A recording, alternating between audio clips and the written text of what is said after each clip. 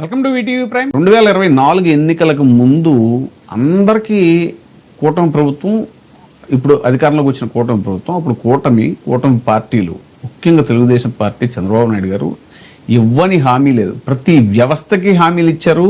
వాళ్ళందరూ కూడా రోడ్లు ఎక్కినటువంటి పరిస్థితి మనం చూస్తున్నాము. ఏది టీచర్లకి, వాళ్ళకి, ఎంప్లాయీస్కి వాళ్ళ డిఏలన్నీ, బకాయిలన్నీ తీర్చేస్తానని, పిఆర్సీ అని, తర్వాత ఇవన్నీ కూడా పెంచుతాను అని చెప్పేసి అవన్నీ కూడా పక్కకు పెట్టేశారు. వాళ్ళు ఉద్యమ బాట పట్టారు. ఆశా వర్కర్లు, అంగన్వాడీ వర్కర్లు అందరూ రోడ్డు ఎక్కారు. ఎక్కని వాళ్ళు లేరు. ఇక సరే, రేషన్ షాప్ పాపం వాళ్ళు రేషన్ వాహనాలు ఉంటే వాళ్ళని కూడా పక్కన పడేశారు. వాళ్ళనేమో ఇది మన బుడమేరు వరదలు వస్తే మాత్రం ఆ వాహనాలు వాడుకున్నారు. ఇక వాలంటీర్ వ్యవస్థ అందరికన్నా చాలా ఎక్కువగా డ్యామేజ్ జరిగింది. పాపం ఎక్కువ మోసపోయింది వాలంటీర్లు. ఏపీలో వాలంటీర్ వ్యవస్థ అనేటువంటి ఒక గొప్ప వ్యవస్థను తీసుకొచ్చినటువంటి, ఆ సంస్కరణ చేసినటువంటి జగన్మోహన్ రెడ్డి గారు అసలు ఆ వాలంటీర్ వ్యవస్థ అనేటువంటిది దేశంలో చాలా రాష్ట్రాలు చాలా గొప్ప వ్యవస్థ ఇది. ఎందుకంటే గ్రామీణ ప్రాంతాల్లో ముఖ్యంగా ఇది ఇంటింటికి వెళ్ళి సేవలు అందించడం అనేటువంటిది డోర్ ఇది మన ruling administration to the door step అనేలాగా పరిపాలన అనేటువంటిది ఇంటి దగ్గరికి తీసుకెళ్ళినటువంటి వ్యవస్థ వాలంటీర్ వ్యవస్థ. అలాంటి గొప్ప వ్యవస్థని నానా మాటలు మాట్లాడి వాళ్ళ మీద నానా బురద చల్లి నిందలేసి వాళ్ళ అమ్మాయిని ట్రాఫికింగ్ చేస్తున్నారంటూ, డేటా దొంగలిస్తున్నారంటూ, డేటా వేరే వాళ్ళకి చేరవేస్తున్నారంటూ అడ్డమైన కోతలు పూసి అటు ఇప్పుడు అధికారంలో ఉన్నటువంటి ముఖ్యమంత్రి, ఉప ముఖ్యమంత్రి దగ్గర నుంచి అందరూ కూడా వాళ్ళకి అలా మాట్లాడిన తర్వాత మళ్ళీ వాళ్ళ కోపం వస్తుందేమో అని చెప్పేసి వాళ్ళని, మీకు 5,000 కాదు జగన్ తక్కువ ఇస్తున్నాడు 10,000 ఇస్తామని చెప్పేసి వాళ్ళని మోసం చేసి ఇప్పుడు వచ్చి మొత్తం వ్యవస్థనంతా కూడా పక్కన పడేసి వాలంటీర్లు లేకపోతే జరగట్లేదు ఆ పనులు అని మళ్ళీ అప్పుడు కూడా వీళ్ళు వాడుకుంటున్న సచివాలయ ఉద్యోగులనే, అది కూడా పెట్టింది జగన్ గారు, అది వేరే విషయం. సో అలాగా వాళ్ళని అడ్డగోలుగా మోసం చేసి నిట్ట నిలువున ముంచేసినటువంటి పాపం వాలంటీర్లు ముంచేసినటువంటి కూటమి ప్రభుత్వం అసలు చాలా దారుణం. పాపం వాళ్ళ యొక్క పరిస్థితి దయనీయంగా. ఇప్పుడు ఎంతోమంది అంటే అవి గొప్ప ఉద్యోగాలు అని అంటే మీకేంటి, మీకు పెద్ద పెద్ద ఉద్యోగాలు మానేసుకుని మీరు ఈ చిన్న దాంట్లో ఉండిపోవడం ఏంటంటే మరి ఏం కల్పించారు మీరు ఉద్యోగాలు? వచ్చిన అన్ని కాకి లెక్కలు 6 లక్షల ఉద్యోగాలు కల్పించేసాం, 4 లక్షల ఉద్యోగాలు కల్పించేసాం ఈ 2 ఏళ్లలో.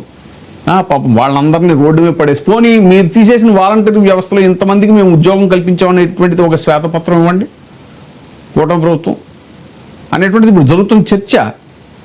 సో ఇప్పుడు అలాంటి వాలంటీర్ వ్యవస్థని తెలంగాణ ప్రభుత్వం వాలంటీర్ వ్యవస్థను తీసుకురావాలని చూస్తుంది. తాజాగా తుమ్మల నాగేశ్వరరావు గారు, ఈయన ఏపీ తరహాలో తెలంగాణలో కూడా వాలంటీర్ వ్యవస్థని, అంటే ప్రతి గ్రామానికి 3 వాలంటీర్లు, రైతులకు ఉపయోగపడేలాగా సాయిల్ హెల్త్ వాలంటీర్లను నియమించనున్నట్లు ప్రకటించింది వ్యవసాయ శాఖ, తెలంగాణ వ్యవసాయ శాఖ మంత్రి తుమ్మల నాగేశ్వరరావు. రాష్ట్రంలో మొత్తం 30,000 మంది వాలంటీర్లని నియమించనున్నట్టు ప్రభుత్వం నిర్ణయం తీసుకుంది. ఈవేళ వీళ్ళకి శిక్షణ ఇస్తున్నారట తాజాగా. ఎక్కడానంటే మన ప్రొఫెసర్ జయశంకర్ తెలంగాణ అగ్రికల్చరల్ యూనివర్సిటీలో, డిపార్ట్మెంట్ ఆఫ్ అగ్రికల్చరల్ తెలంగాణ. మీరు ఇది కూడా చూడొచ్చు, ఆ టైమింగ్స్ అవి కూడా. సో యూనివర్సిటీ ఆడిటోరియంలో జరుగుతుంది. ఏంటంటే training two soil health volunteers on soil health management ఇది మన.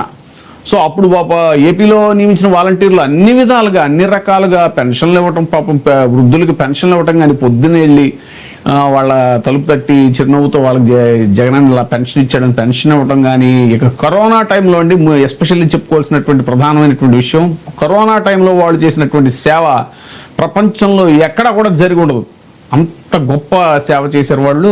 మొత్తం ప్రపంచం అంతా కూడా కొనియాడినటువంటి పరిస్థితి. ప్రపంచంలో ఉన్న భారతీయులందరూ కూడా ఇక్కడ ఆంధ్రప్రదేశ్లో ఉన్నటువంటి వాలంటీర్ వ్యవస్థను తలుచుకున్నటువంటి సందర్భాలు ఉన్నాయి. టీకాలు ఇప్పించడంలో కానీ, ఇంటింటికి వెళ్ళి వాళ్ళకి అవేర్నెస్ క్రియేట్ చేయడంలో కానీ, వాళ్ళకి పప్పులు, ఉప్పులు, బియ్యాలు ఏమైనా అవసరమైనవి తెచ్చివ్వడంలో కానీ, కరోనా టైంలో వాళ్ళు చేసిన సేవ నిజంగా ఒక సగటు మనిషిగా చెప్తున్నానండి, నేను పర్సనల్గా చెప్తున్నాను, వాలంటీర్లకు చేసిన ద్రోహం అంతా ఎంత కాదు, దానికి అంతకంత అనుభవిస్తుంది కూటమి ప్రభుత్వం అనేటువంటిది మాత్రం చాలా బాధతో నేనే చెప్తున్నాను, పర్సనల్గా చెప్తున్నటువంటి విషయం.